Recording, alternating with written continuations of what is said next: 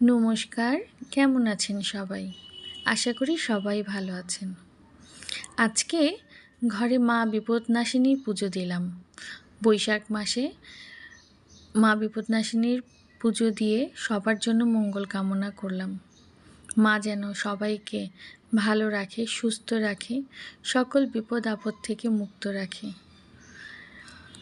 মায়ের পুজো শেষ করলাম। সকালবেলা স্নান করে মায়ের পুজোটা শেষ করে ঘরে মঙ্গল ঘট স্থাপন করলাম।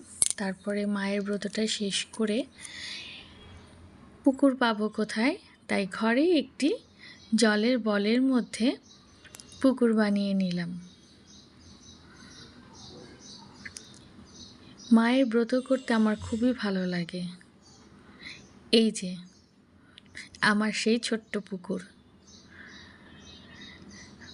মায়ের ব্রতর শেষে পুকুরে কলার মাছ এবং ফল ফুল সব বিসর্জন দিতে হয় বা ভাসিয়ে দিতে হয়। সেটা আমি ঘরেই করলাম। সেখানে কাঁচা দুধ এবং তেল, যাকে বলে বিপদনাশিনী মায়ের তেল পান দেওয়া।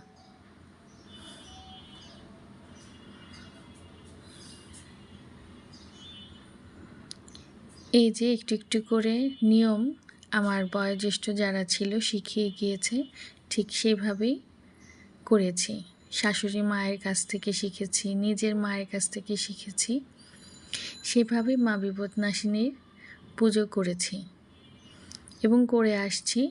জানি না কতদিন পারবো।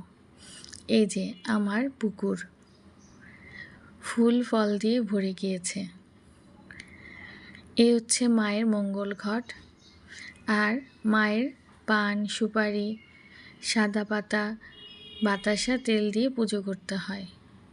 সবাই মায়ের মঙ্গল ঘট দর্শন করুন। সবার মঙ্গল করো মা।